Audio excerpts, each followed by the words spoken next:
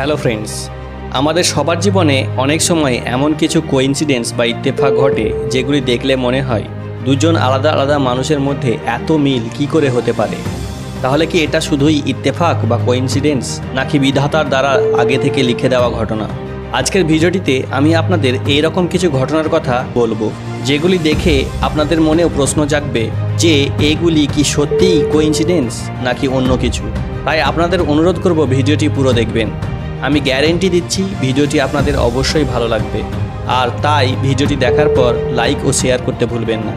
আর চ্যানেলে নতুন হলে সাবস্ক্রাইব করে পাশের বেল আইকনটি টিপে দিন। আপনার দ্বারা করা 2 সেকেন্ডের এই কাজটি আপনাকে অনেক অজানাকে জানতে সাহায্য করবে, কথা দিলাম। তো সময় নষ্ট না করে চলুন শুরু করি।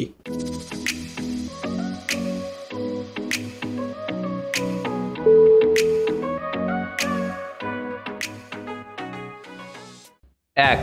অ্যামি ও নিকের কাহিনী। অ্যামি ও নিক দুই স্বামী স্ত্রী। এরা একদিন বসে বসে তাদের পুরনো ফটো অ্যালবাম থেকে পুরনো ছবিগুলি দেখছিল। ঠিক তখনই তাদের চোখ গেল একটি ছবির দিকে, কারণ ওই ছবিটিতে এক অদ্ভুত মিল খুঁজে পেয়েছিল তারা। আসলে ছবিটি ছিল তাদের বিয়ের 16 বছর আগের ছবি। সমুদ্র তীরে বসে নিক তার ভাইদের সঙ্গে এই ফটোটি তুলেছিল। কিন্তু অবাক করা ঘটনা হলো, পিছনে যে মেয়েটি বসে আছে সে অ্যামি। কি অবাক করা কোইন্সিডেন্স, তাই না?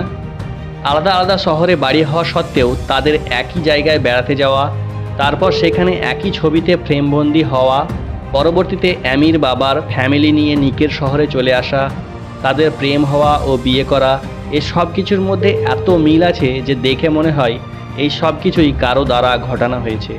আসলে পুরোটাই ছিল কোইন্সিডেন্স বা ইত্তেফাক। 2. One life for two. আমেরিকায় এক দম্পতি 2 যমজ সন্তানের জন্ম দেন এবং কিছুদিন পর তাদের অ্যাক্সিডেন্টে মৃত্যু হয়ে যায়।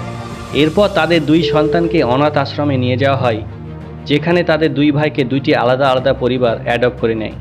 আর এরপর থেকেই শুরু হয় তাদের জীবনের ইত্তেফাক। এই 2 পরিবার, যারা একে অপরকে জানতও না, তারা 2টো বাচ্চারই নাম রাখে জিম। একজনের নাম ছিল জিম স্প্রিং আর অপরজনের নাম ছিল জিম লুইস। আগে শুনুন এই 2 ভাইয়ের ইত্তেফাকের কাহিনী। এই 2 ভাই যারা একে অপরকে চিনতও না, তারা বড় হয়ে দুজনেই ল বা আইন নিয়ে পড়াশোনা করে। এমনকি দুজনের স্ত্রীর নামও ছিল লিন্ডা। এখানেই শেষ নয়, 2 ভাইয়ের বিয়ের কিছুদিন পরই ডিভোর্স হয়ে যায় এবং তারা আবার বিয়ে করে। এবারও তাদের দুজনেরই স্ত্রীর নাম ছিল ল্যাটি। এখানেও শেষ নয়, তাদের দুজনেরই ছেলে হয় এবং তারা তাদের ছেলের নামও একই রেখেছিল, জেমস অ্যালান। মাথা ঘুরে যাচ্ছে এত ইত্তেফাক বা মিল দেখে, তাই তো? থামুন, আরও আছে। 2 ভাই একই পেশায় নিযুক্ত ছিল। তারা একই ব্র্যান্ডের বিয়ার ও সিগারেট খেত এবং পরবর্তীতে দুজনেই ফার্নিচারের দোকান খুলেছিল। আর এই সব কিছু মিল তখন সামনে আসে যখন 40 বছর বয়সে 2 ভাই প্রথমবার মিলিত হয়। তখন তারা বুঝতে পারে যে তাদের শরীর আলাদা আলাদা হলেও তারা দুজনেই একই জীবন কাটিয়েছে। তাদের জীবনের এই অদ্ভুত মিলগুলি তুলে ধরে বিখ্যাত লেখক থমাস জে বুচার একটি বই লেখেন। 3. Prediction of Titanic disaster. ঘটনা শুরু হয় 1998 সালে, টাইটানিক জাহাজ ডোবার 16 বছর আগে। এক science fiction writer Morgan Robertson Titan নামে একটি বই লেখেন, যেখানে তিনি লেখেন টাইটান নামের বিশ্বের সবথেকে বড় একটি জাহাজের করুণ কাহিনী। মর্গ্যানের গল্পে টাইটান জাহাজ বিশ্বের সবথেকে বড় জাহাজ ছিল এবং এর প্রস্তুতকারী কোম্পানি এই জাহাজটিকে ঈশ্বরেও ডোবাতে পারবে না বলে দাবি করেছিল। টাইটান জাহাজ ইংল্যান্ড থেকে আমেরিকার উদ্দেশ্যে রওনা দেয় এবং এতে 2200 জন যাত্রী ছিল। কিন্তু জাহাজটি তার প্রথম যাত্রাতেই উত্তর আটলান্টিক মহাসাগরে এপ্রিলের এক শীতের রাতে একটি হিমশৈলের সঙ্গে ধাক্কা মেরে ডুবে যায়, যাতে ওই জাহাজের বেশিরভাগ যাত্রী মারা যায়। এতক্ষণ যে কাহিনীটি শোনালাম তার সাথে কোনো সত্যি ঘটনার মিল পাচ্ছেন, তাই তো? হ্যাঁ, ঠিক ধরেছেন। এই পুরো কাহিনীটি একদম হুবহু টাইটানিক জাহাজের কাহিনী। রাইটার মর্গ্যানের লেখা টাইটান বইটিতে যা যা বলা হয়েছিল সেগুলি 16 বছর পর টাইটানিক জাহাজের সঙ্গে ঘটেছে। হুবহু এত মিল দেখে মনে হয় যেন 16 বছর আগেই টাইটানিক জাহাজের ভবিষ্যৎবাণী করে দেওয়া হয়েছিল। এর থেকে বড় কোইন্সিডেন্স আর কি হতে পারে? 4. রিইনকার্নেশন বা পুনর্জন্ম। বিজ্ঞানের মতে পৃথিবীতে একই চেহারার একাধিক মানুষ খুঁজে পাওয়া খুব স্বাভাবিক জিনিস, কিন্তু বিজ্ঞান পুনর্জন্মে বিশ্বাস করে না। কিন্তু এখন আমি আপনাদের যে ঘটনাটি বলবো সেটি দেখে আপনাদের মনেও প্রশ্ন জাগবে, তাহলে কি সত্যিই পুনর্জন্ম আছে? ঘটনাটি হলো বিখ্যাত কার কোম্পানি ফেরারির মালিক এনজো ফেরারি ও জার্মান ফুটবলার মেসুট ওজিলের। এই দুজনের চেহারা ও জীবনের ঘটনাগুলির মধ্যে এত মিল দেখা যায় যে এটাকে আমরা পুনর্জন্মও বলতে পারি। একজন বিখ্যাত হয়েছিল গাড়ির জন্য, আর একজন তার ফুটবলের জন্য আজ বিখ্যাত। এটাকে পুনর্জন্ম বলার কারণ হলো ফেরারি কোম্পানির মালিক এনজো ফেরারির মৃত্যু হয়েছিল 14ই আগস্ট 1988-তে, আর তার ঠিক পরের দিন 15ই আগস্ট 1988-তে জন্ম হয় মেসুট ওজিলের। একজন ইতালির বাসিন্দা ও একজন জার্মানির বাসিন্দা, এবং এদের মধ্যে দূর দূরান্তেও কোনো সম্পর্ক ছিল না। তা সত্ত্বেও তাদের মধ্যে এত মিল কি শুধুই একটা কোইন্সিডেন্স? কি মনে হয় আপনাদের? 5. Building of Hoover Dam. আমেরিকার কলোরাডো নদীর উপর যখন হুভার ড্যাম তৈরি করা হয়, তখন এই ড্যাম তৈরি করতে মোট 122 জন মানুষ মারা যায় বিভিন্ন রকম দুর্ঘটনায়। এই ড্যাম তৈরিতে প্রথম যার মৃত্যু হয়েছিল সে ছিল জেজি থেরনি, যিনি এই ড্যামের একজন সুপারভাইজার ছিলেন। 20 ডিসেম্বর 1922 সালে একটি দুর্ঘটনার ফলে তার মৃত্যু হয়। আর এই ড্যামের কাজে শেষ যে ব্যক্তি মারা যান সে কে ছিল জানেন? জেজি থেরনির ছেলে। হ্যাঁ, 20 ডিসেম্বর 1922 সালে প্রথম যে ব্যক্তি মারা যায়, ভাগ্যের খেলায় তার ছেলে ঠিক 13 বছর পর ওই ড্যামটিতে শেষ মারা যান, যার নাম ছিল প্যাট্রিক থেরনি।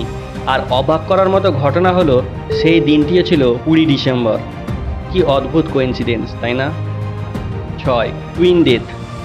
দুই যমজ ভাই যাদের জন্ম একই দিনে হয়েছিল এবং মৃত্যুও একই দিনে একই সময়ে হয়। দুজনেরই মৃত্যু একই হাইওয়েতে আলাদা আলাদা জায়গায় গাড়ি দুর্ঘটনার ফলে একই সময়ে হয়। মৃত্যুর সময় তাদের বয়স ছিল 70 বছর। আর অবাক করা বিষয় হলো যে রাস্তায় দুই ভাইয়ের অ্যাক্সিডেন্ট হয় সেই রাস্তাটি একেবারেই ফাঁকা রাস্তা ছিল। কিন্তু যখন কোইন্সিডেন্স বা ইত্তেফাক হয় তখন এইভাবেই হয়, কোনো কারণ ছাড়াই। 7. Something common with king. একদিন ইতালির রাজা একটি রেস্টুরেন্টে গেল ডিনার করতে। তখন তার খাবারের অর্ডার নিতে ওই রেস্টুরেন্টের মালিক নিজে এলো। তখন রাজা দেখলো ওই হোটেলের মালিক তার মতোই হুবহু দেখতে। যখন রাজা তার সাথে কথা বলতে লাগলো তখন দেখলো তাদের দুজনেরই জন্মদিন একই দিনে, তাদের স্ত্রীদের নামও একই। এমনকি রাজার যেদিন অভিষেক হয়েছিল সেই একই দিনে হোটেল মালিক তার হোটেল উদ্ঘাটন করেছিল। দেখেছেন কখনো এরকম কোইন্সিডেন্স? 8. The pope coincidence. 19 শতকের এক উপন্যাসবিদ যার নাম পোপ একটি উপন্যাস লিখেছিলেন, যেখানে তিনি বলেছিলেন একটি জাহাজ সমুদ্রে পথ হারিয়ে ফেলে, যাতে 3 জন যাত্রী ও একজন জাহাজের ক্রু ছিল। অনেক দিন ধরে সমুদ্রে পথভ্রষ্ট হয়ে ঘুরে বেড়ানোর পর তারা নিজেদের প্রাণ বাঁচানোর জন্য জাহাজের ক্রু বয় অ্যালানকে খেয়ে ফেলে। এই উপন্যাস বের হওয়ার কিছুদিন পর 1984 সালে মিগনোমেট নামক জাহাজের সাথে ঠিক একই ঘটনা ঘটে, যেখানে 3 জন যাত্রী ও একজন ক্রু নিয়ে মিগনোমেট জাহাজ সমুদ্রে পথ হারিয়ে ফেলে। এবং কিছুদিন পর ক্ষুধা থেকে বাঁচার জন্য যাত্রী 3 জন জাহাজের ক্রু বয়কে খেয়ে ফেলে। আর সব থেকে বড় ইত্তেফাক হলো ওই ক্রু বয়ের নামও ছিল অ্যালান। 9. The killing tree. 1883 সালে হেনরি নামে এক ব্যক্তির সঙ্গে তার প্রেমিকার ব্রেকআপ হয়ে যায় এবং হেনরির প্রেমিকা অবসাদে আত্মহত্যা করে নেয়। তাই দেখে মেয়েটির ভাই ঠিক করে সে হেনরিকে মেরে ফেলবে। তখন সে হেনরির বাড়ি গিয়ে হেনরিকে গুলি করে পালিয়ে যায়, কিন্তু হেনরি মরেনি, কারণ গুলি হেনরির মাথায় স্পর্শ করে পাশের একটি গাছে গিয়ে লাগে। কিছু বছর পর হেনরি তার বাড়িতে থাকা ওই গাছটি কাটার মনস্থির করে, কিন্তু একা তার দ্বারা গাছটি কাটা সম্ভব নয় বলে সে ডিনামাইট দিয়ে গাছটি উড়িয়ে দেওয়ার প্ল্যান করে। কিন্তু দুর্ভাগ্যক্রমে ডিনামাইট ফাটার সঙ্গে সঙ্গে সেই গাছটিতে ঢুকে থাকা সেই গুলিটি ছিটকে এসে হেনরির মাথায় লাগে, আর সঙ্গে সঙ্গে হেনরির মৃত্যু ঘটে।